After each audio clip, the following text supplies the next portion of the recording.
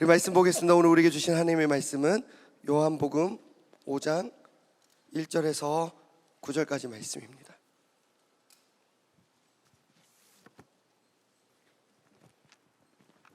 신약성경 149쪽에 있는 요한복음 5장 1절에서 9절까지 말씀, 제가 한 절, 여러분도 한 절 교독하겠습니다. 그 후에 유대인의 명절이 되어 예수께서 예루살렘에 올라가시니라.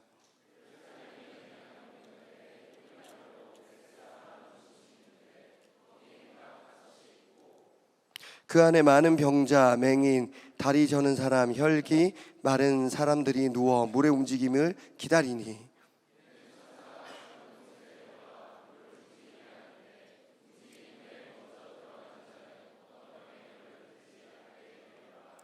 거기 38해 된 병자가 있더라.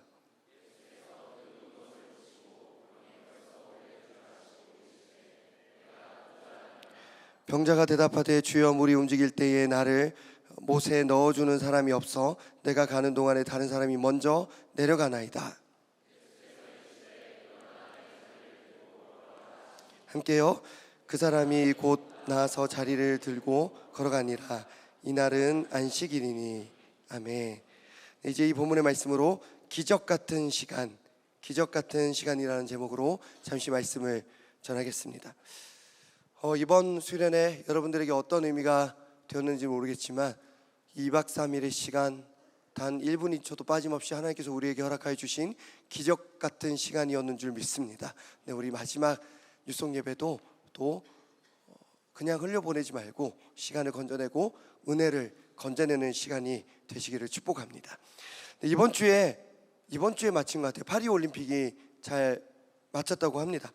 제가 TV도 잘 안 보고 스포츠에 대한 관심도 그렇게 제가 많지가 않습니다. 그래서 지나간 소식들만 들었지 저는 그 시간에 라이브로 스포츠를, 올림픽을 중계를 본 적은 거의 없었던 것 같습니다. 근데 이번에 우리나라 국가대표팀이 꽤 좋은 성적을 거두었다고 합니다.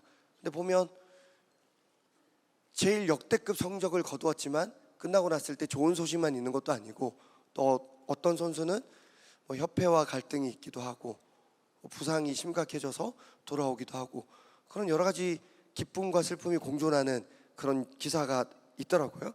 자, 그런데 어쨌든 올림픽 스포츠 경기에 나가면 좋은 성적을 내는 것이 경기에 나가는 선수들의 목표일 텐데 좋은 성적을 내려면 어떻게 해야 됩니까? 비법이 뭐예요? 경기 가서 좋은 성적을 내려면 어떻게 해야 돼요? 비법을 알려드립니다. 다른 사람보다 잘하면 됩니다. 지금 여러분들 표정이 이걸 적어야 돼? 말해야 돼? 이걸 비법이라고 알려주는 거야? 다른 사람보다 잘하면 좋은 성적을 냅니다. 다른 사람들과 비교했을 때 좀 더 잘하면 돼요. 이번에 100m 금메달, 은메달은 몇 초 차이냐면 0.005초 차이로 금메달, 은메달이 갈렸대요. 그러니까 1000분의 5초 차이래요. 1000분의 5초라도 다른 사람보다 더 잘하면, 빠르면, 멀리 가면, 더 높이 가면 그게 경기를 이기는 겁니다. 자, 오늘 본문은 베데스다라고 하는 이름의 연못에서 있었던 이야기를 다루고 있습니다. 자, 오늘 본문에서도 그런 경쟁의 모습이 그려지고 있습니다. 베데스다 연못 근처에는 많은 아픈 사람들, 병자들이 모여 있었다고 합니다. 그 이유는 거기에 전설이 있었대요. 가끔씩 천사가 그 연못을 톡 건든다고 합니다. 천사가 건드리면 그 물이 움직일 거 아니에요. 그 물이 움직인 걸 발견하고 사람들이 막 냅다 뛸 거 아니에요. 제일 먼저 그 연못에 빠지면, 물에 들어가면 그 사람은 나음을 입는다는 거예요. 그 전설이 어떤 병에 걸렸든지 상관이 없대요. 코로나든지, 그 당시 코로나 없었겠죠. 코로나든지 암이든지 뇌출혈이든지 정도가 없대요. 이 정도까지 올라가요? 이 정도까지 올라가요? 상관없는 거예요. 네. 어느 정도 제한이 없이 그냥 그 물이 움직였을 때 그냥 가면 그 사람은 병에서 낫는다고 합니다. 그렇기 때문에 베데스다 연못 근처에는 항상 많은 병자들이 모여 있었고, 그 사람들이 밤이고 낮이고 세월을 아껴가며 그걸 주시하고 있었대요. 왜요? 움직였을 때 제일 먼저 가는 사람이 나으니까 내가 그 사람 되려고 1등이 돼야 되잖아요. 그래서 계속 그걸 쳐다보고 있었던 겁니다.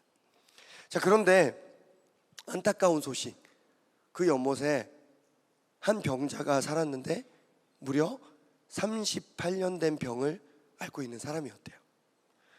자, 그가 어떤 병에 걸렸는지는 잘 모르겠습니다. 근데 이 38년 동안 앓던 병이었으니까 약한 병은 아닌 것 같아요. 그리고 그 약한 병을 앓고 있는데 저는 그냥 이거 달고 살게요, 그런 병도 아니었던 것 같아요. 이 사람이 내가 낫고 싶어서 계속 그 베데스다의 연못을 떠나지 못하고 있어요. 그러니까 제가 봤을 때 제가 앓고 있는 비염 같은 건 아닌 것 같고, 그냥 약 먹어서 되는 병이 아닌 것 같고, 심각한 병인데 그 병을 38년 동안 앓고 있었고, 어떻게든 다음번에 물이 움직일 때는 내 차례가 될 거야, 그런 마음으로 미련을 못 버리고 베데스다 연못에 살고 있습니다. 근데 이 사람의 상황이 쉽지 않죠. 모든 상황이 역부족이죠. 천사가 물을 건드릴 때가 분명히 있는데 자기가 못 보는 순간이 있습니다. 그리고 더 안타까운 건 뭐냐면 천사가 물을 건드렸어요. 자기가 제일 먼저 봤어요. 근데 다른 사람이 자기보다 먼저 들어가는 거예요. 그래서 늘 이 사람은 못 낫고 세월을 보내는 겁니다. 세월을 그냥 건져내지 못하고 부여잡지 못하고 그 기회를 늘 날리고 있는 겁니다. 집중했는데, 그 기회를 잡았는데 늘 기회를 놓치는 사람이 바로 이 사람입니다. 여러분, 이 사람의 마음이 어떻겠습니까? 이 사람이 언제부터 베데스다 연못 근처에 자리를 잡고 있었는지는 성경에 나와 있지 않습니다. 그런데 하루나 이틀이었을까? 그건 아닌 것 같아요. 한 달, 두 달? 그보다도 더 오래된 것 같습니다. 1년, 2년, 꽤 오랫동안 세월을 흘려보냈던 것 같습니다. 이 사람의 마음이 얼마나 힘들었겠습니까? 여러분, 이번 올림픽만 보더라도 세계 랭킹이 훨씬 더 앞선 사람이 메달 못 딸 수가 있습니다. 먼저 달려갔던 선배가 후배보다 올림픽 때는 못하게 될 수도 있습니다. 여러분, 취업 준비 열심히 했는데 나보다 더 나중에 취업 준비 시작한 사람이 그 회사 더 먼저 될 수 있어요. 수험생활 해본 사람들은 알 겁니다. 내가 이번에 8년 차야. 근데 이번에 3개월 공부하고 붙는 사람이 있다니까요. 그럴 때 우리가 얼마나 마음이 아픕니까? 병에서 낫는 것도 마찬가지죠. 몇 년 동안 그 병원에 입원 환자로 있지만 퇴원 못하는 사람이 있는가 하면, 입원해서 진짜 큰 병인 줄 알았는데 한 달 만에 수술 잘 돼서 의사 선생님 잘 만나서 퇴원하는 사람이 있습니다. 점점 더 세월이 흘러가지만 아쉬움과 미련의 이 연못을 떠나가지 못하는 사람이 38년 된 병자입니다. 혹시 저와 여러분 중에는 이런 마음으로 이 원주 수양관을 찾아오는 사람은 없는지, 혹시 이런 마음으로 오늘도 나에게 혹시 은혜 주실 줄 믿고 이 자리에 있지는 않은지 돌아봅니다. 사랑하는 여러분, 점점 더 늦어지고 실패가 반복되는 상황 가운데 우리에게 허락된 유일한 그 해결책은 바로 예수님을 만나는 것인 줄 믿습니다. 그것이 바로 기적 같은 시간입니다. 오늘 본문에서 38년 된 병자가 어떻게 병에서 노임을 받느냐면, 누군가가 도와줘서, 아니 이번에는 내가 먼저 들어가서가 아닙니다. 예수님 만나고 그 모든 병에서 노임을 받습니다. 할렐루야. 저 여러분에게도 예수님을 만나서 회복되는 기적 같은 시간이 허락될 줄로 믿습니다. 이번 수련회가 그런 시간이 되었기를 바랍니다. 예수님을 만나는 시간이 기적 같은 시간이고, 하루라도 빨리 예수님을 만나는 것이 세월을 아끼는 길입니다. 자, 여러분, 설교 제목을 기적 같은 시간이라고 했는데 한번 물어볼게요. 기적이 뭐예요? 뭐가 기적이에요? 제가 지난주 토요일에 예수님의 첫 번째 기적 뭐였어요?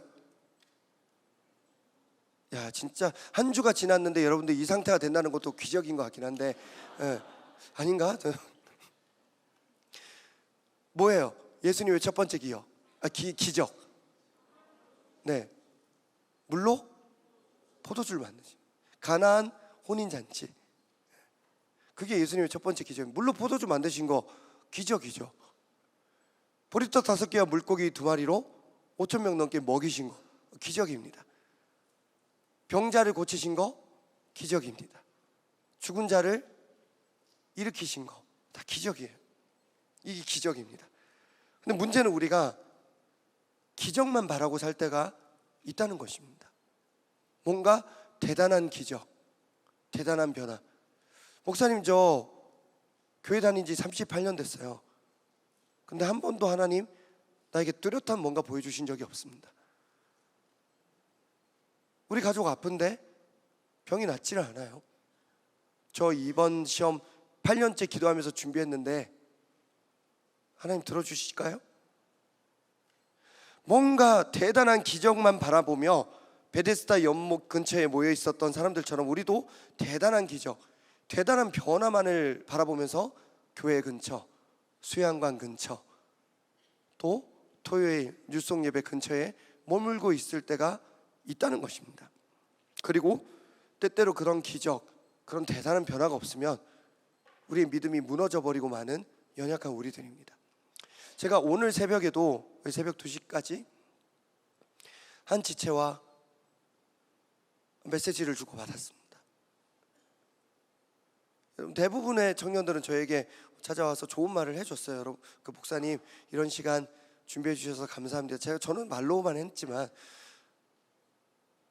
그냥 대표로 칭찬을 받는다고 생각을 합니다. 그런데 감사하다고, 진짜 저에게는 역대급 수련회였어요, 이렇게 얘기해 주는 청년들이 많았지만 오늘 새벽 2시까지, 그리고 방금 전까지 저와 메시지 나누는 한 지체는 목요일에도 운전해서 다녀가고, 제가 수련회 안 오려고 하길래 기적 같은 시간이 있을 줄 믿어 왔으면 좋겠어 해서 그저께도 운전해서 다녀가고 어제도 운전해서 다녀갔는데 저는 은혜 받았기를 바라죠. 근데 이렇게 메시지를 보내는 거예요. 목사님 말씀 듣고 이틀 연속으로 운전해서 다녀갔는데 저는 아무것도 얻지 못했습니다. 안 가는 게 맞았던 것 같아요. 너무 마음이 아프더라고요. 너 어디니? 저 졸음쉼터에서 잠시 목사님께 카톡하고 있다고. 이런저런 제가 어떤 얘기를 해야지 그 지체가 위로가 되겠습니까? 오지 않는다고 했을 때 그냥 좀 쉬어 그러라고 했어야 했나? 그런 마음이 들더라고요. 근데 대화를 마무리할 때 이런 얘기를 하더라고요. 미안하다. 내가 너한테 해줄 수 있는 게 없다. 미안하다. 근데 그 지체가 또 이렇게 말을 해줬어요. 이런 상황에서 말 걸 수 있는 목사님이 있다는 게 저에게는 희망이라고. 그래서 저는 기도하고 있습니다. 하나님, 대단한 기적은 없어도, 대단한 만남은 없어도 이 지체에게도 기적 같은 시간이 되었기를 바라고, 또 언젠가 생각나서 하루하루를 살 수 있도록 주여 도와주시옵소서. 저는 그렇게 기도하고 있습니다. 그렇게 또 뉴송 예배 들어오기 전에 연락했더니 저 실망해서 안 갔지. 지금 오늘은 원주 안 갔지만 저 뉴송 예배 말씀 정신 차리고 들어볼게요. 또 그렇게 메시지를 보내줬더라고요. 그런데 예수님께서도 우리가 어떤 대단한 변화, 대단한 기적이 없을 때 무너지는 모습을 보면 안타까워하셨습니다. 예수님을 찾아오는 많은 사람들이 예수님과 가까워지고 예수님이 어떤 분인지 더 깊이 알아가고 예수님이 나에게 어떤 삶을 살아가기를 원하시는지 그걸 알아가기를 바라기보다는 대단한 변화, 대단한 기적만을 바라고 예수님께 다가올 때가 많이 있었습니다. 예수님 그것을 안타까워하셨어요. 그래서 오늘 우리가 요한복음 5장을 읽었는데 그 직전에 요한복음 4장 48절 말씀을 우리 한번 함께 읽겠습니다. 4장 48절입니다. 시작. 예수께서 이르시되 너희는 표적과 기사를 보지 못하면 도무지 믿지 아니하리라. 아멘. 예수님 분명 하나님의 아들이고 살아계신 예수님이신데 예수님께서 말씀하시고 또 위로하시고 교제하시고 하셨는데 그런 시간을 통해서는 사람들이 성이 안 찬 거예요. 됐고 기적 없어요. 오늘은 됐고 이번 수련회 때는 대단한 거 없어요. 됐고 낫게 해주세요. 예수님이 오죽 답답하셨으면 이렇게 말씀하십니다. 너희들은 표적과 기사를 보지 못하면 믿음이 안 생기니? 이미 많이 보여줬는데 계속 이것만 바랄 거야? 이제 좀 믿고 내가 어떤 목적으로 이 땅에 내려왔는지, 나의 제자라면 너희가 어떤 삶을 살아야 하는지 그 단계로 좀 넘어가야 하지 않겠니? 표적과 기사를 보지 못하면 너희들은 도무지 믿지 않는구나. 안타까운 말씀을 하셨습니다. 예수님께서 기적을 행하신 이유가 뭡니까? 그 기적을 통해서 예수님이 어떤 분인지 깨닫고 예수님께서 우리에게 어떤 삶을 살아가는지 원하시는지 그걸 깨닫고 예수님과 좀 더 가까워지기를 원하셔서 우리에게 기적을 베풀어 주신 줄 믿습니다. 우리에게 대단한 변화, 대단한 기적을 베풀어 주실 때가 있습니다. 근데 그 목적은 하나입니다. 그것을 통해서 예수님과 가까워지고 예수님이 어떤 분인지 깨닫고 또 나도 예수님처럼 살게 되기를 바라시기 때문에 우리에게 그런 대단한 기적을 보여주시는 것입니다. 그런데 사람들은 예수님과의 관계와 믿음의 문제보다는 오직 기적에만 관심을 가졌습니다. 수련회는 어떻습니까? 되게 좋은데 기적 없어요? 기적? 좋았는데 표적 없어요? 혹시 그러지는 않습니까? 바라기는 이번 수련회를 통해서 여러분이 예수님과 조금이라도 가까워졌기를 축복합니다. 이번 수련회를 통해서 예수님을 좀 더 알아가는 시간 되었기를 바랍니다. 저는 희망이 있습니다. 그 지체와 연락을 주고받았을 때 저는 이런 상황에서 목사님께 연락을 드릴 수 있어서 그게 저의 희망입니다.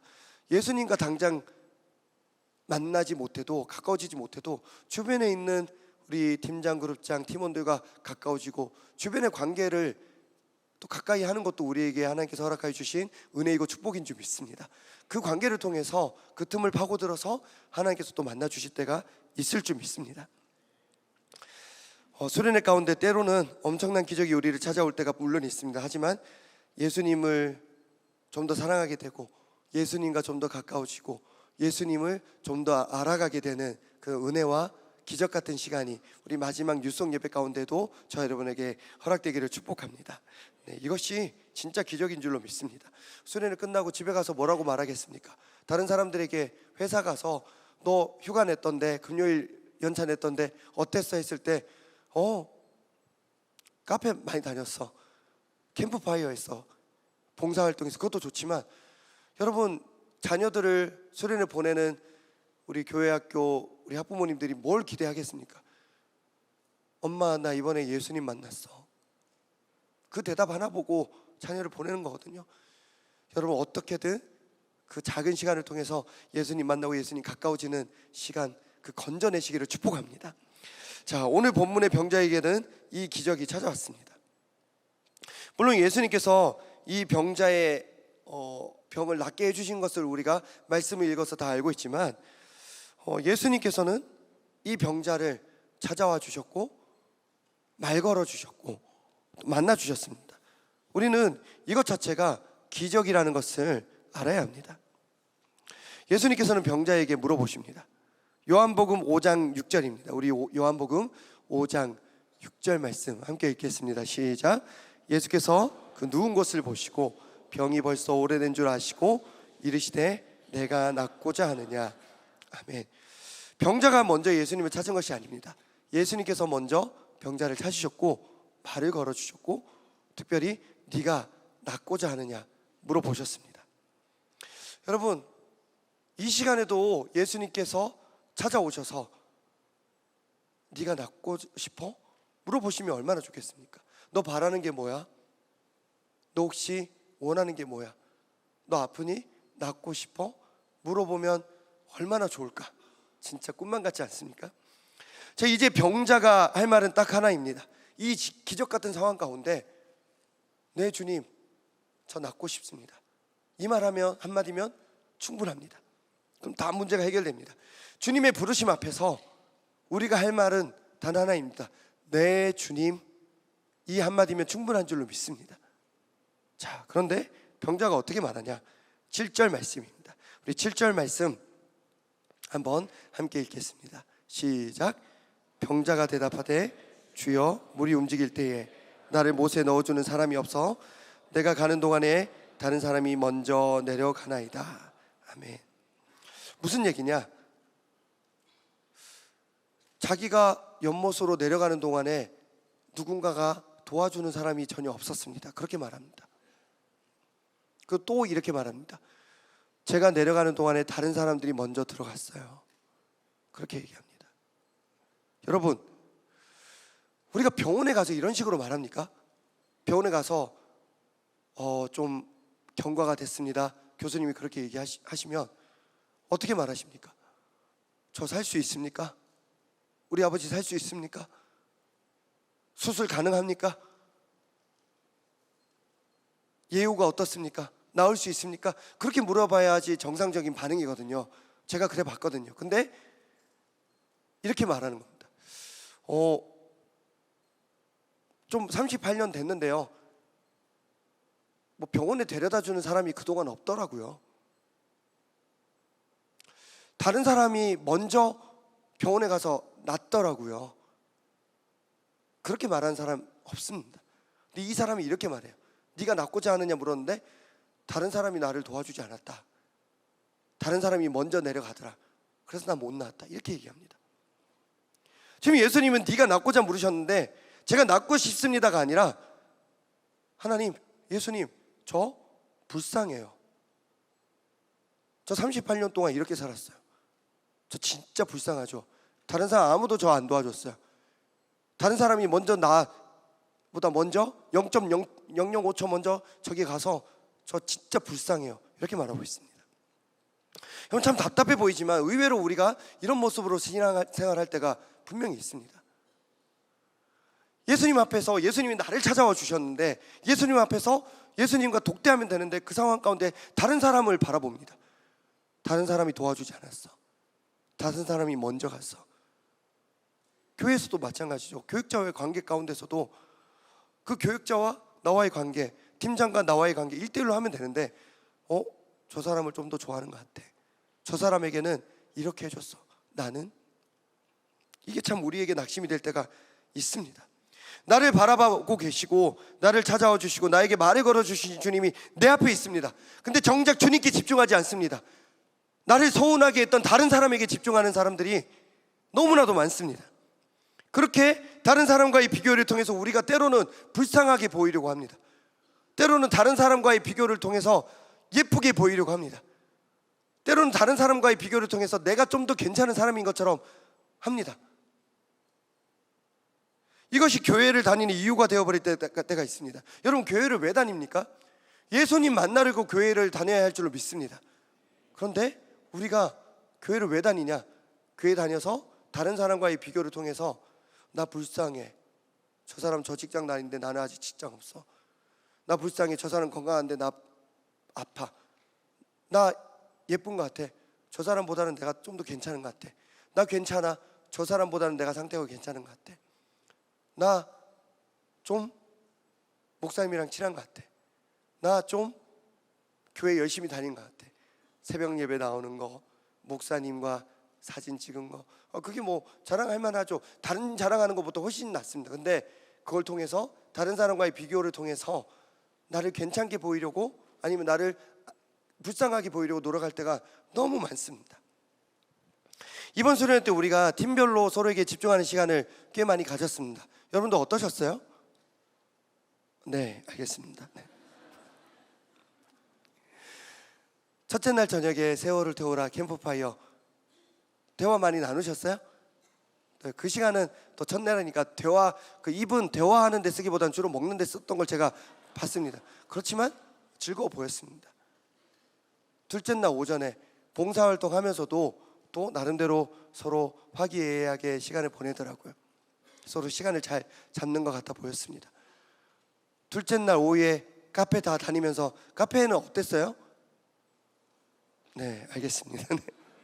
자, 여러분들 저랑 아직까지도 낯을 가리시는, 카페 어땠어요? 네, 여러분들 그 팀장들이 먼저 저에게 연락 준 팀장들이 있더라고요. 제가 사준 것도 아닌데, 목사님 이런 시간 준비해 주시고 허락해 주셔서 감사합니다. 이렇게 영상 찍어서 보내준 팀도 있고 참 감사했습니다. 근데 그 팀 그 영상을 보고 제가 바로 얘기했어요. 여기야? 라고 했을 때 바로 맞아요. 제가 카페를 진짜 교육자들과 함께 15군데에서 20군데 사이를 다니면서 다 섭외하고 했었기 때문에 딱 보면 너무 신기한 거예요. 딱 셀카 찍어서 보여준 여기야? 했는데 맞더라고요. 아무튼 그 서로에게 집중하는 시간, 수련회 때 보면 의외로 서로에게 집중하는 시간이 부족해서 늘 밤샘 토킹하고 또 마피아 잡고 그런 시간을 보내는데 이번에는 낮 시간 가운데도 충분히 그런 시간이 있어서 좀 저는 여러분들에게 위로가 되었기를 바랍니다. 그런데 그렇게 모여서 여러분들 무슨 얘기를 하셨어요? 예수님 이야기를 하셨습니까? 아니면 불쌍하게 보이고 예쁘게 보이고 괜찮게 보이려고 하소연하는 시간들이 제법 있었습니까? 사랑하는 여러분, 사람들이 나를 어떻게 봐주는 것에 많은 세월을 쓰기보다는 나를 바라보시는, 그리고 나에게 다가오시고 나에게 말을 걸어주시는 예수님께 집중하는데 더 많은 세월을 쓰시는 저 여러분 되시기를 축복합니다. 38년 된 병자처럼 너무 자기 연민에 빠지지도 마시고, 또 때때로 우리가 SNS로 과시하듯이 너무 자기 과시하지도 마시고, 청년의 때 예수님께 좀 더 집중하는 저와 여러분 되시기를 소망합니다. 오늘 본문을 9절까지 읽었습니다. 마지막에 이렇게 마칩니다. 이날은 안식일이니 라고 애매하게 마치고 있습니다. 9절 말미에 기록된 것처럼 이날은 안식일이었습니다. 그런데 바로 이것이 문제가 되었습니다. 우리 오늘 본문으로 읽지는 않았지만 우리 이어서 10절 한번 읽겠습니다. 화면에 띄워주시면 함께 읽겠습니다. 시작. 유대인들이 병 나은 사람에게 이르되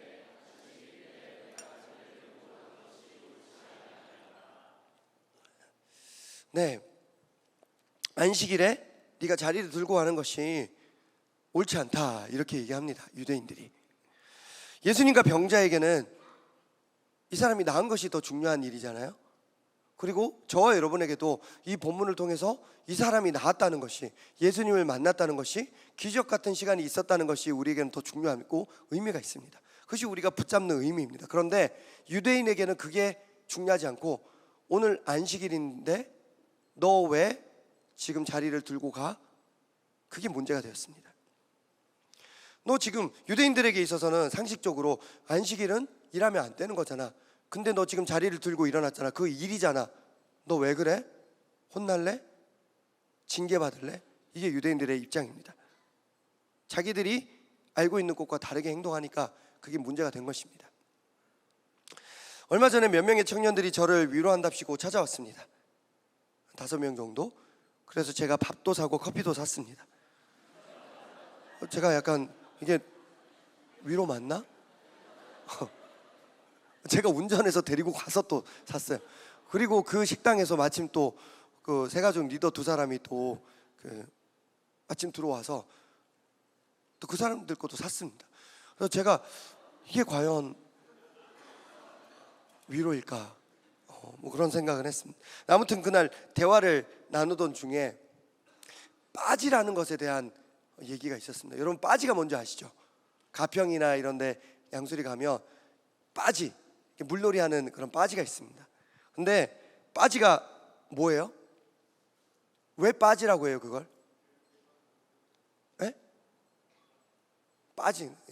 빠지니까 뭐 이런 식으로 얘기를 하는, 그럴 줄 알았어요. 근데 그 청년들이 자기들이 다 그 뜻을 안대요. 그래서 물어봤더니 냅다 물에 빠지니까 빠지는 거 아니냐고 그렇게 얘기하더라고요. 제가 너무 놀랐어요. 여러분 빠지는 영어로 B-A-R-G-E, 바지. 그게 뭐냐면 이 바지 말고 바지, 동력이 없는 배, 그렇지만 물에 떠 있는 평평한 배를 바지선이라고 합니다. 지금 보니까 다들 지금 처음 알았어요. 근데 그거를 이제 바지 하다 보니까, 그것도 보면 동력이 없는 배 위에 뭔가 시설을, 미끄럼틀 올리고 또 이렇게 풀장 만들고 해서 그게 바지선 위에 올린, 그래서 빠지라고 하는 거예요. 처음 아셨군요. 여러분 이거 하나 건져 가시는 겁니다. 근데 정말 제가 놀라웠던 건 뭐냐면, 잘못 알고 있으면서 자기가 알고 있다고 주장하는 것이 너무 놀라웠어요. 그래서 제가 이제 그 청년들 보면 빠지가 계속 생각이 나는 거예요. 빠지. 그래서 얼마 전에 수요일 새벽이었나?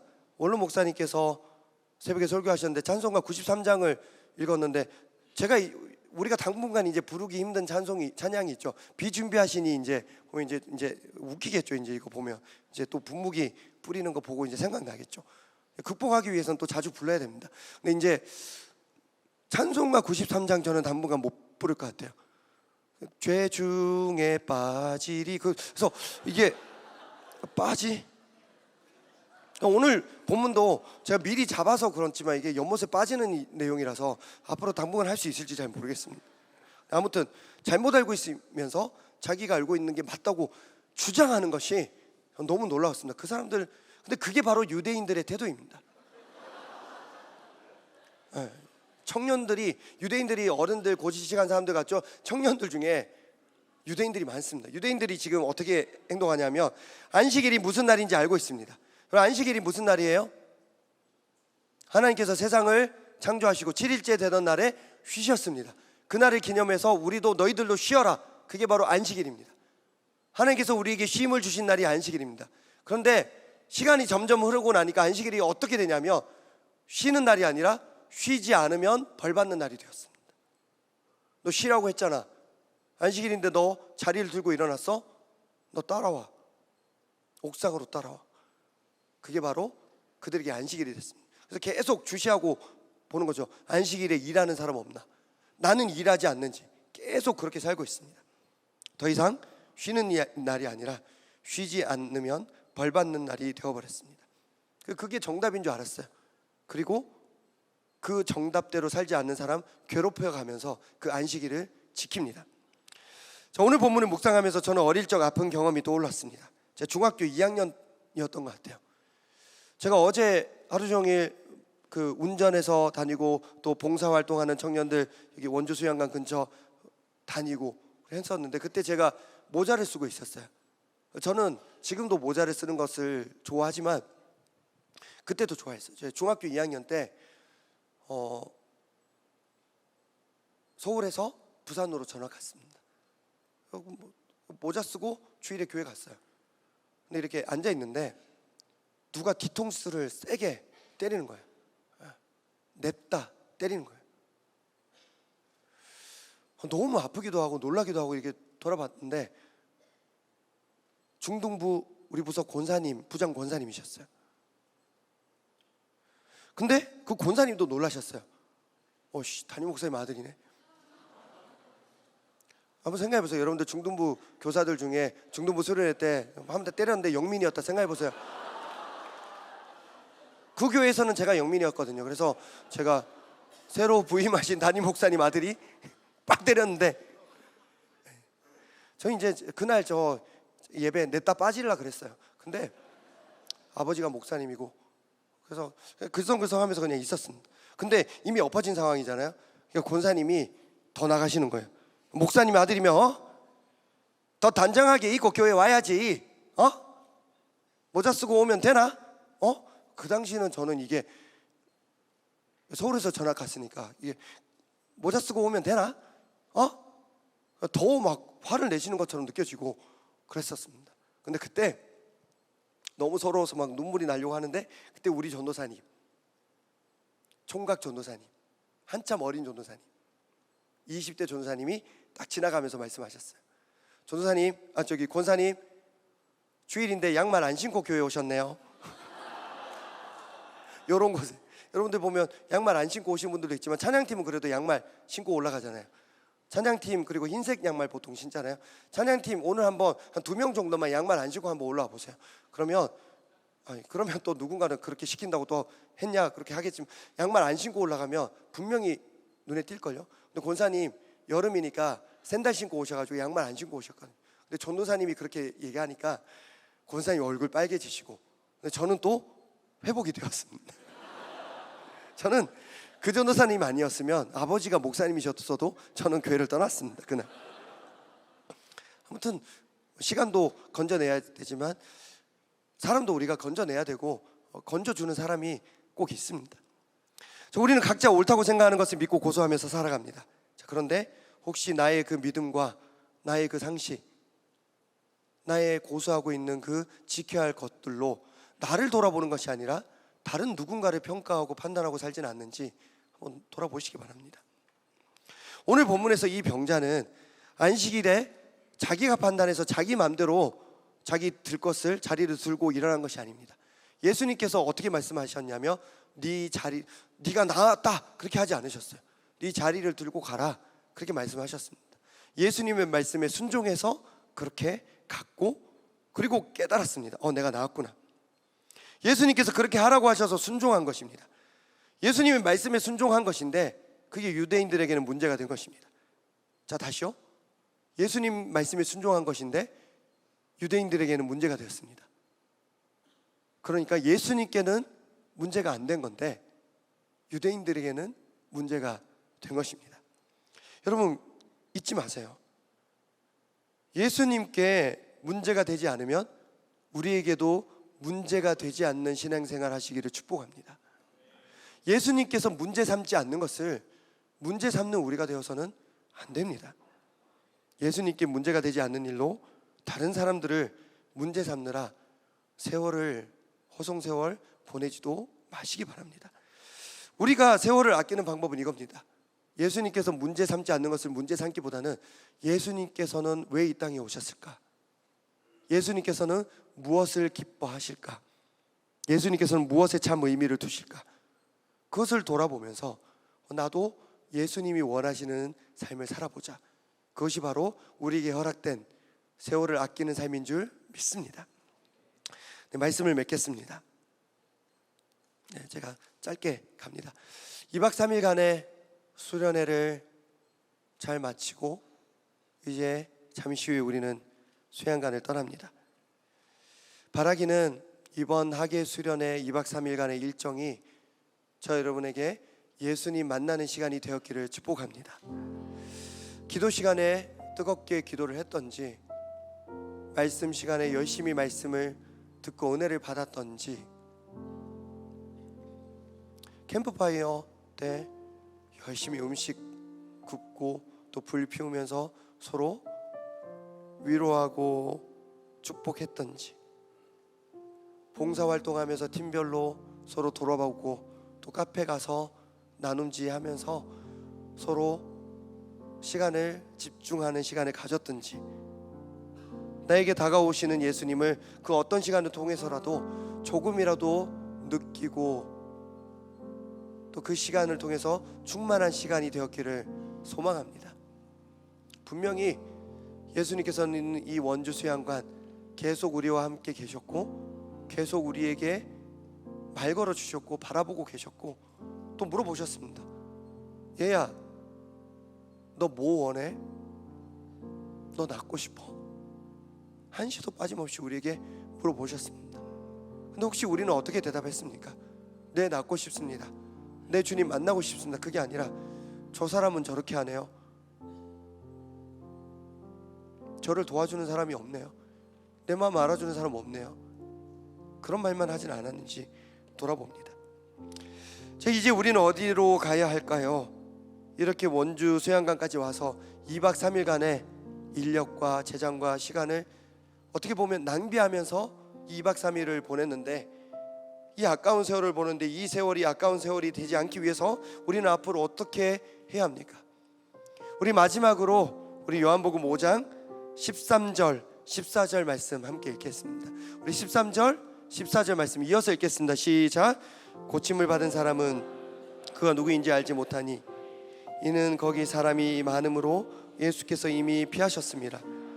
그 후에 예수께서 성전에서 그 사람을 만나 이르시되 보라, 내가 나았으니 더 심한 것이 생기지 않게 다시는 죄를 범하지 말라 하시니. 아멘. 여러분, 이 사람이 고침을 받았을 때 예수님이 누구신지 당장 알았어요? 몰랐어요?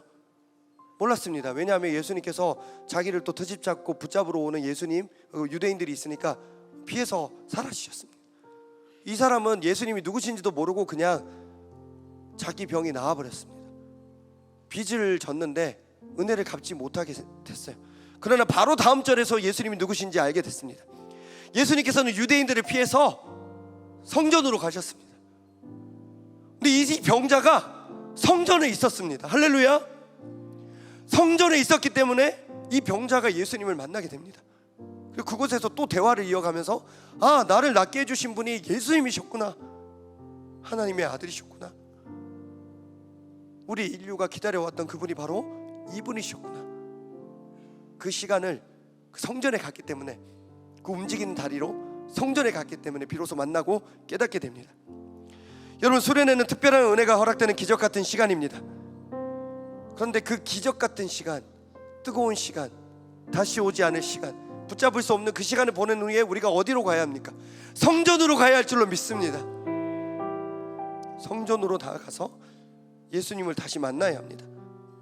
여러분, 이 시간 이후로 수련회 갔다 왔는데 좀 뜨거워졌던 것 같아, 이제 당분간 나 교회 안 다녀도 좀 살 수 있을 것 같아, 그러지 마세요. 수련회 다녀왔는데 얻은 게 없어, 이제 교회도 못 갈 것 같아, 그러지 마세요. 뜨겁게 예수님 만났든 병이 나았든 이번에 아무것을 느끼지 못했든 우리는 교회로 나아가야 할 줄로 믿습니다. 그리고 그곳에서 나를 기다리고 계시는 예수님을 다시 만나고 예수님이 어떤 분이신지 다시 말씀 가운데, 예배 가운데 깨닫는 시간이, 그 기적 같은 시간이 계속 우리에게 이어져야 할 줄로 믿습니다. 낫고 끝나는 것이 아닙니다. 기적만 말하는 것이 아닙니다. 성전으로 나아가서 예수님을 다시 만나는 삶이 되시기를 축복합니다. 앞으로 우리의 세월이 예수님이 누구신지를 점점 더 확실하게 알게 되는 세월 되기를 축복합니다. 우리 시간 수련회를 통해서 받은 은혜, 예수님을 만났던 시간, 기적 같은 시간 돌아보면서 또 앞으로 성전에서 이어질 더욱 기적 같은 시간을 기대하면서 찬양하겠습니다. 오늘 이 시간에도 예수님은 우리에게 물어보십니다. 너 아파? 네가 낫고자 하느냐? 그 상황 가운데 우리가 할 말은 예수님, 저 아파요, 저 낫고 싶어요, 예수님 저 힘들어요, 도와주세요. 그 한마디면 될 줄로 믿습니다. 우리 있는 모습 그대로 주님께 나아가겠습니다. 참 고마운 친구, 나의 예수님. 내가 어떤 사람입니까? 나는 깨지기 38년 됐습니다. 때론 낙심해도 포기치 않는 예수의 생명이 내 안에 있기에 나에게 다가오시는 내 삶의 동행자, 나의 예수님. 나는 기대가 없는 어린아기 같은 늘 쓰러져도 다시 일어남도 예수의 생명이 내 안에 있기에. 다시 한번 고백합시다. 참 고마운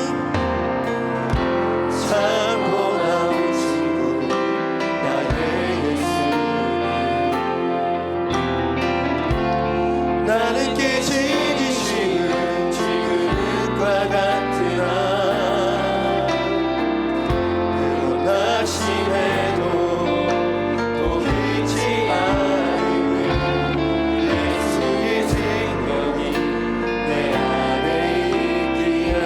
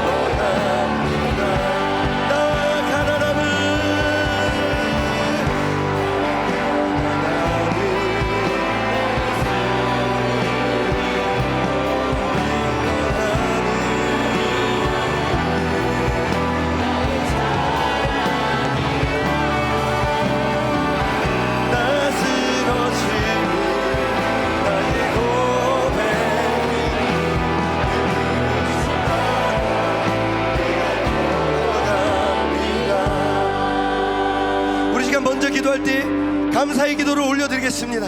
지난 2박 3일 동안 하나님 붙들어 주시고 지켜주셔서 감사합니다. 우리 각자에게 있었던 그 감사의 순간들, 은혜의 순간들 그냥 흘려보내지 마시고 이 시간 마지막으로 한번 건져내고 붙잡고 하나님께 주여 세 번 지고 감사의 기도를 올려드립시다. 주여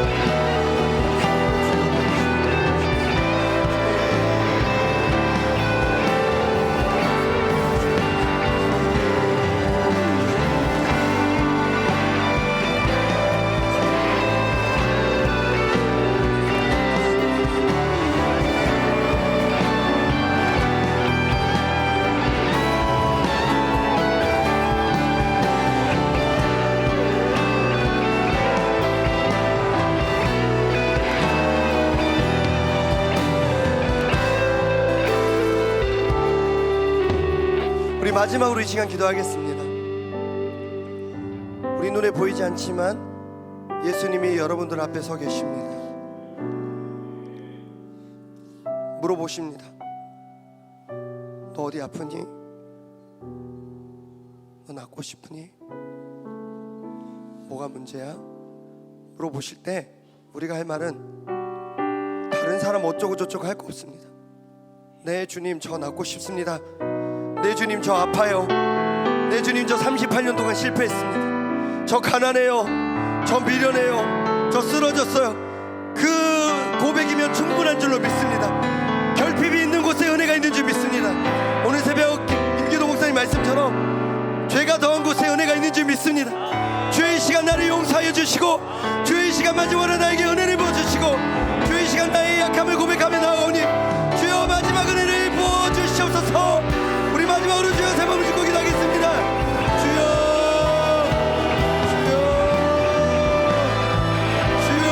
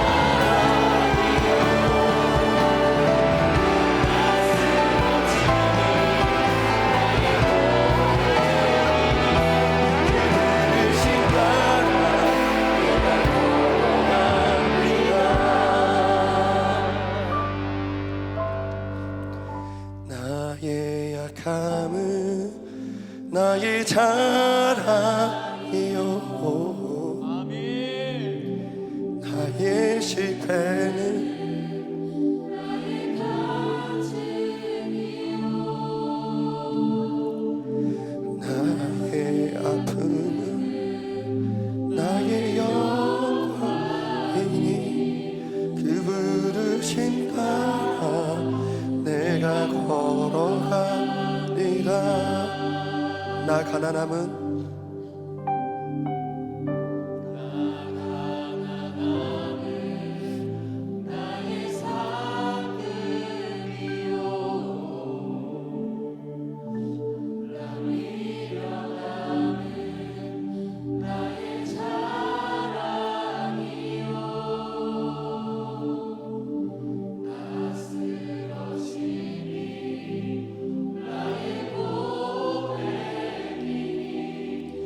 부르심 따라 내가 걸어가니가.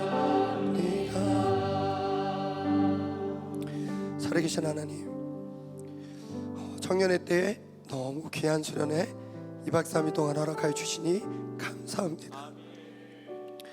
내년에도 동계 수련회 있고 학예 수련회 있겠지만 당연한 수련회로 여기지 않게 하여 주시고, 특별히 2024년 여름에 우리에게 허락된 은혜가 있을 줄 믿사오니 그 은혜 붙잡고 살아가게 하여 주시옵소서.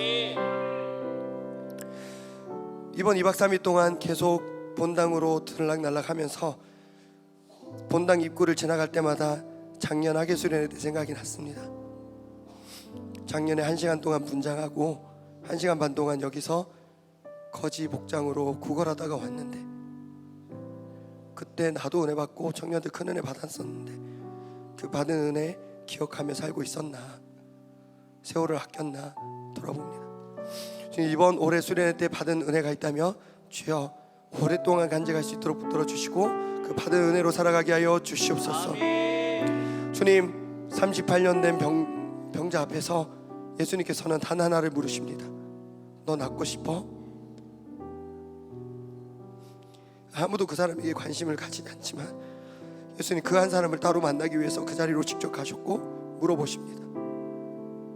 너 낫고 싶어? 오늘 이 시간에도 주님 바로 내 앞에서 우리에게 물어보시는 줄 믿습니다. 너 낫고 싶니? 2년여 전에 제가 명성교회 청년부 돌아온 지 얼마 되지 않았을 때 우리 첫째 아들이 아픈 거 참다가 큰 수술을 했습니다. 그리고 병원에서 부모를 책망합니다. 왜 이제 데려왔어요? 아기가 많이 아팠을 텐데. 그때 4학년이었던 그 아이한테 너 왜 아빠한테 얘기 안 했어? 라고 했을 때 아빠 바쁘잖아. 그리고 그날 약속했습니다. 하경아, 너 앞으로는 아프면 아프다고 꼭 말해줘야 돼. 아픈 거 참지 말고 아프면 아프다고 꼭 말해줘. 그렇게 얘기했습니다. 그리고 그때 2022년 리더들, 임원단들 앞에서 제가 청년들한테 얘기했습니다. 여러분, 리더들도 청년들도 아플 때가 있는데 아프면 아프다고 말해주세요. 그거 들으라고, 그거 기도하라고 교육자가 있는 거니까 아프면 아프다고 말해주세요. 사랑하는 여러분, 주님이 우리에게 뭔가 많은 깨달음을 주실 때도 있지만 때때로 우리에게 단순하게 물으십니다. 얘야, 너 아프니? 너 낫고 싶니? 주님의 그 단순한 물음 앞에서 저 괜찮아요, 저 예뻐요, 저 불쌍해요가 아니라 주님, 저 아픕니다. 주님, 저 실패했습니다. 주여, 저 약합니다. 주여, 가난하고 미련하고 쓰러지고 있습니다. 그 고백을 믿음의 고백으로 올려드리는 우리 사랑하는 청년들 되게 하여 주시옵소서. 우리는 너무 부끄러운 부분이 많습니다. 괜찮아 보이고 싶어서 나의 약점을 알고 있는 사람은 안 만나고 싶고 그 지체와 같은 팀이 되고 싶지 않고 나의 약점을 너무 많이 알고 있는 교육자가 있다면 교회로 옮길 때도 있습니다. 주님, 우리가 사람 보고 교회 다니는 것이 아니라 내 앞에 있는 예수님 바라보고 교회 다니는 것인 줄 믿습니다. 주님, 은혜의 수련에 감사하고 이 시간 이후로 계속해서 성전으로 나아가는 삶, 교회로 나아가는 삶, 예배로 나아가는 삶, 그 예배의 자리에서 예수님을 다시 만나고 더 깊이 만나는 삶 우리에게 허락하여 주시옵소서. 주님께서 통해서 붙들어 주시고 인도하여 주신 줄 믿습니다. 하나님, 오늘 이 시간에도 마지막 예배 때도 감사한 마음 담아서 주님께 기도의 제목과 함께 힘을 올려드립니다. 이 기도의 제목들 주님 기뻐 받아주시고 가장 귀한 때에, 아름다운 때에 열매 맺을 수 있도록 주여 인도하여 주시옵소서. 주님, 이 수련회 끝까지 아무 안전사고 없이 은혜 가운데 잘 마치게 해주시니 감사합니다. 이제 각자의 가정으로, 집으로 돌아가게 될 텐데 주님 끝까지 주님 붙들고 살아가게 해주시고, 우리 마지막으로 함께 고백했던 것, 아플 땐 주님 앞에 아프다고 고백할 줄 아는 믿음 우리에게 허락하여 주시옵소서. 사랑하고 축복하며 기적 같은 시간을 허락해 주신 예수 그리스도 이름으로 기도하옵나이다. 아멘. 우리 하나님께 영광의 박수 올려드리겠습니다. 감사합니다.